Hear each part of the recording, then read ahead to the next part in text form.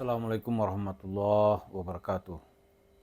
Para pemirsa, untuk menilai kasus Yusuf Mansur ini, orang harus mendudukkan dulu posisinya di mana gitu.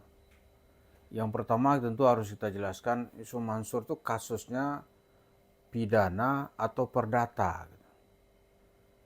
Kalau kita lihat dari jauh seolah-olah ini hanya kasus perdata. Padahal kalau kita dekati lebih dekat, itu sebenarnya ada unsur perdatanya, tapi juga ada unsur pidananya.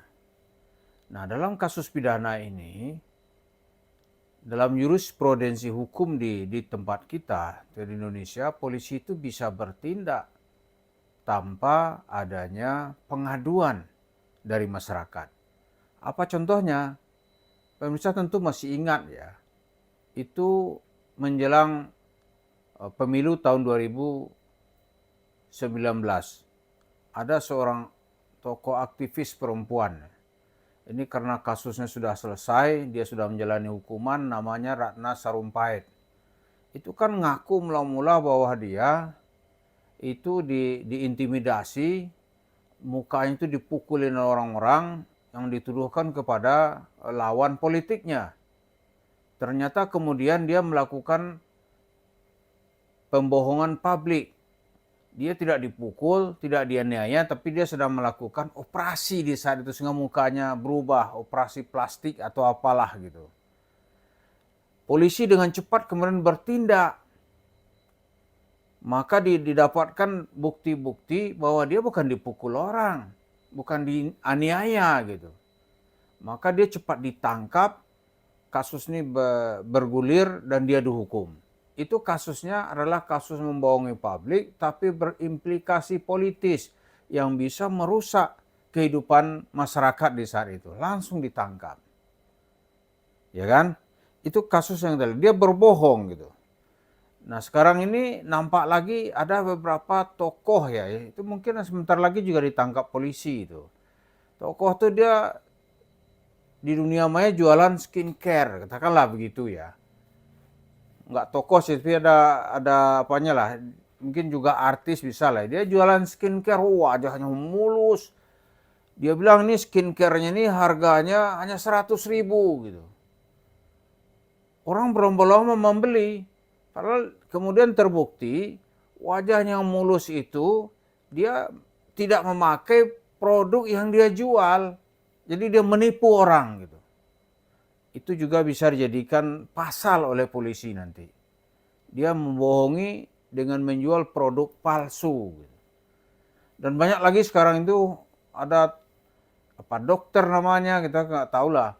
Itu juga menjual, membohongin orang, memprovokasi biar produknya laku, tapi ada nilai pembohongannya atau kebohongan publik.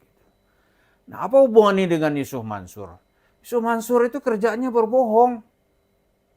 Produk-produk sedekah yang dia jual tuh produk bohong gitu. Produk sedekahnya bohong, ya kan? Produk tabung tanahnya bohong dan merugikan banyak orang secara materi gitu. Misalnya nih, dia cerita bahwa bersedekah itu akan dikasih kekayaan oleh Allah.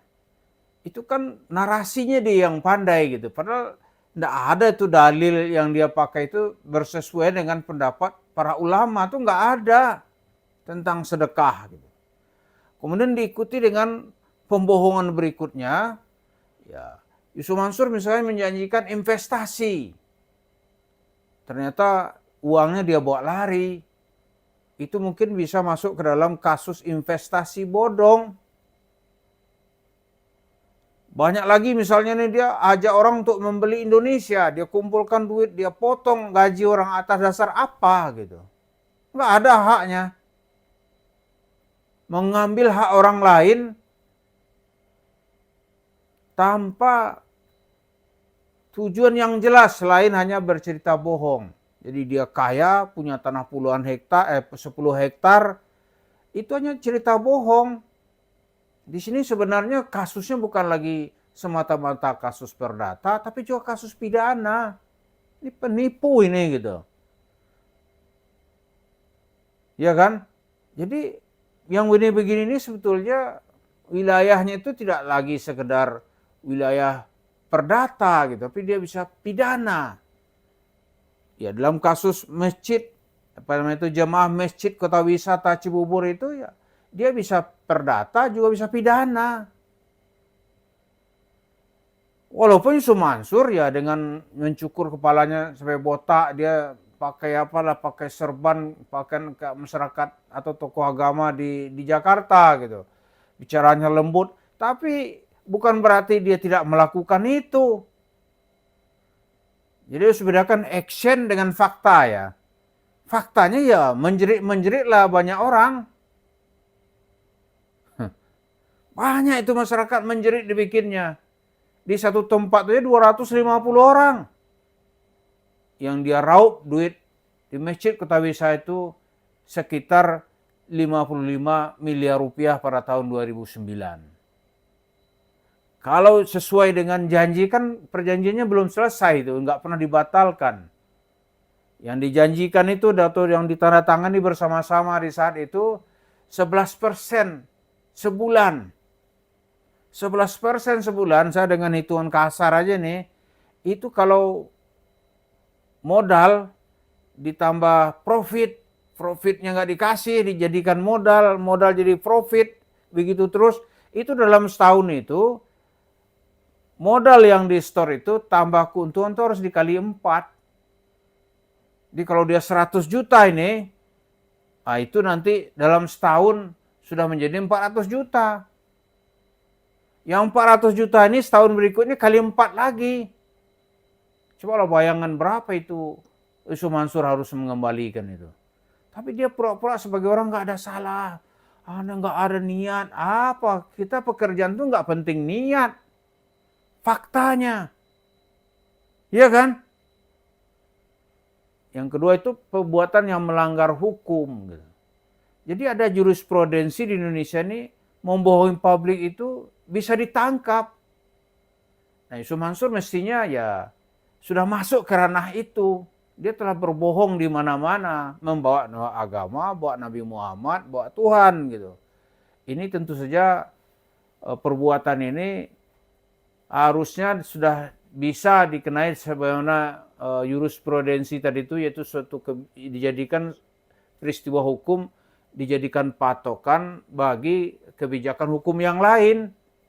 Jadi dia bisa itu dikenai atau ditangkap karena telah berbohong gitu, atau bahasa katanya pembohongan publik atau berbohong kepada publik. Itu lihat tuh pada tahun 2009 langsung ditangkap itu. Nggak ada pembelaan cerita lain-lain lagi.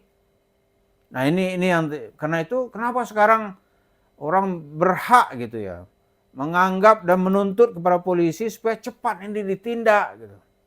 Karena kerugian masyarakat begitu banyak. Dan pasalnya banyak sekali. Berlapis, ini nggak mungkin dia bisa lepas gitu.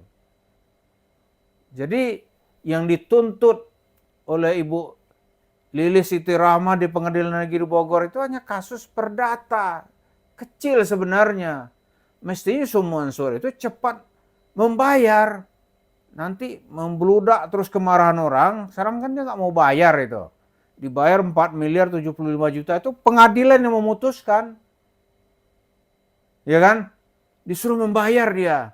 Dia cari lah ya, kalau malah dia nantang itu. Orang kan karena udah kesal, ya udah kita selesaikan di akhirat. Yusuf Mansur nantang. Emangnya gua doang yang di akhirat, lu kan juga di akhirat, sama-sama nanti. Kurang ajar nggak ini? Kurang ajar nggak ini? Lalu uang itu gitu, Yusuf Mansur tuh santai aja dia. Dia bangun itu usaha yang kita kenal itu, ada warung steak and shake-nya. Dari situ dia, maka tiap bulan dari cerita dia membohongi orang dia dapat duit, dari berbohong kepada masyarakat dia juga dapat duit. Jadi kalau dalam bahasa keuntungan berganda lah dia nama ini. Untungnya berlipat-lipat. Dia nantang kemana-mana gitu. Jadi itulah yang sedang dan terus dikerjakan oleh Yusuf Mansur. Dan kita lihat Mudah-mudahan ini jeritan masyarakat ini didengar oleh pihak-pihak berwenang di negeri ini, bahwa Yusuf Mansur, Jamaah Nur Khatib Mansur ini telah melakukan tindakan pidana dengan berbohong kepada masyarakat berupa kerugian masyarakat dalam bentuk uang yang sangat banyak, yang berjumlah miliaran rupiah. Nah, sekarang dia berpesta pora, menikmati kemewahan hidup di atas penderitaan orang-orang yang telah pernah mempercayai nasibnya kepada Yusuf Mansur. Mudah-mudahan Allah menunjuki jalan kita semua dan memberikan kekuatan kepada jemaah yang terus memperjuangkan hak-haknya. Terima kasih. Assalamualaikum warahmatullahi wabarakatuh.